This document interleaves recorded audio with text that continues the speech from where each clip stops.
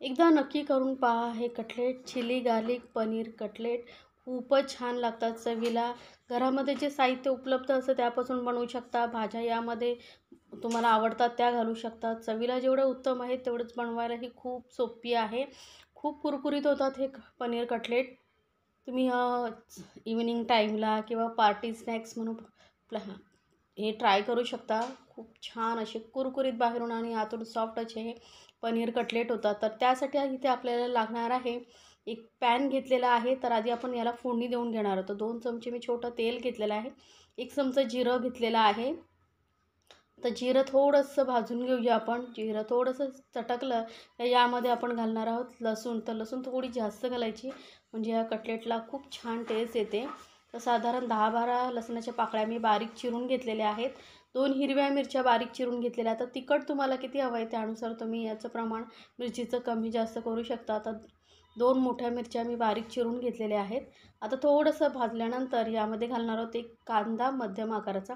आता इथे तुम्हाला कांदा ना कच्चा वापरायचा असेल तर वापरू शकता. पण थोडंसं तेलामध्ये असं फ्राय करून घेतल्यामुळे काय होतं, चव खूप छान येते कटलेटला. तर बघू शकता कांदाही आपण जास्त नाही, 1 मिनिटभरच फक्त परतून घेणार आहोत. थोडासा हलकासा गुलाबीसर कलर आला इतपतच. आता हे काढून आपण थंड करून घेऊया किंवा डायरेक्ट आपण जे 3 बटाटे मी घेतलेले आहेत, किसून घेतलेले आहेत मोठ्या आकाराचे, त्यामध्ये घालून घेणार आहोत. थोडंसं हलकंसं गरमच आहे. बघू शकता सर्व हिरवी मिरची, आलं आणि कांदा आपण बटाट्यांमध्ये काढून घेतलेला आहे. आता इथे आपण ना भाज्या तुम्ही तुमच्या आवडीनुसार घालू शकता. तर मी उकडलेले मटार घालते थोडीशी. तुम्ही इथे बीन्स, फ्लावर, गाजर, कॉर्न घालू शकता. 100 ग्रॅम पनीर मी बारीक किसून घेतलेला आहे. आणि आपण इथे पनीर कटलेट बनवतो आहे. तुम्हाला पाहिजे तर छोटे छोटे एकदम पीसेसमध्येही कट करू शकता. 1 चमचा मिक्स हर्ब्स घेतलेला आहे. सोबतच पाव चमचा काळी मिरी पावडर घालायची. तुम्ही थोडंसं क्रश करूनही घालू शकता किंवा पावडर घालू शकता. अर्धा चमचा लाल मिरची पावडर घातलेली कारण आपण हिरव्या मिरच्याही वापरलेल्या आहेत आणि काळी मिरीही. सोबतच अर्धा चमचा एवढं धने पावडर घालते. पाव चमचा गरम मसाला पावडर घाला. खूप छान टेस्ट येते या कटलेटला. आणि आता यामध्ये आपण चवीनुसार घालूया मीठ. आता हे सर्व साहित्याला छान असं बाइंडिंग येण्यासाठी आपण इथे वापरतोय ब्रेड क्रम्स. तर 2-4 ब्रेड्स घेऊन ते मिक्सरमध्ये बारीक करून घ्या. तर घरच्या घरी तुमचे ब्रेड क्रम्स तयार होतात. आणि बाजूचे ब्राऊन कडा वगैरे असतात ते काढायची काही गरज नाही. त्या सहितच आपण हे क्रम्स बनवून घेतलेले आहेत आणि सर्व साहित्य छान असं मिक्स करून घ्यायचं आहे. असं घट्टसर गोळ्यासारखं होईपर्यंत तुम्ही हे मिक्स करून घ्या. तुम्हाला असं वाटत असेल की ब्रेड क्रम्स कमी पडत आहेत तर ब्रेड क्रम्स घालू शकता किंवा ब्रेड क्रम्स नसेल घालायचे तर तांदळाचं पीठ थोडं घातलं तरी चालेल.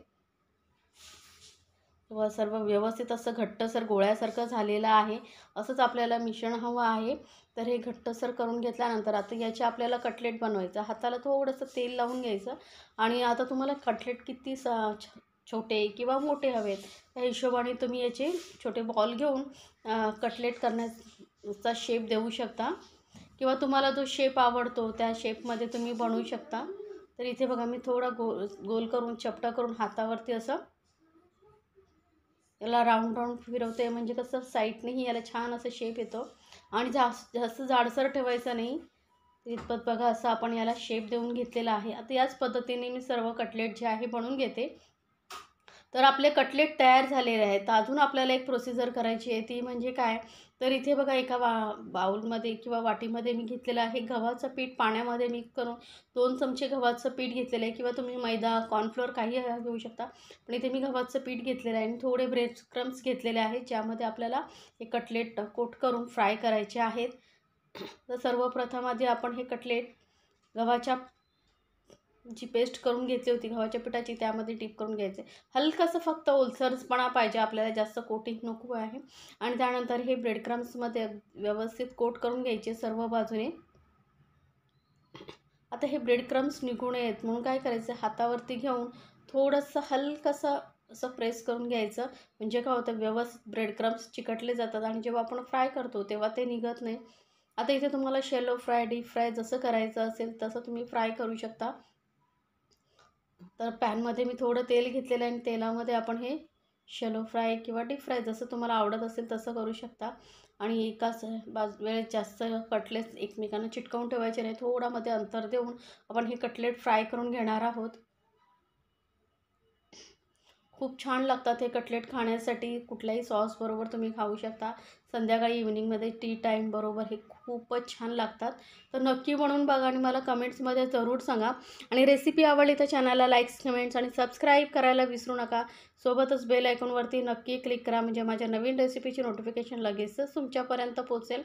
तर हे बघू शकता किती छान असा कलर आलेला आहे. असाच मस्त असा लाल थोडासा असा लालसर गोल्डन कलर येईपर्यंत आपण अजून थोडं दोन्ही साईडने फ्राय करून घ्यायचं.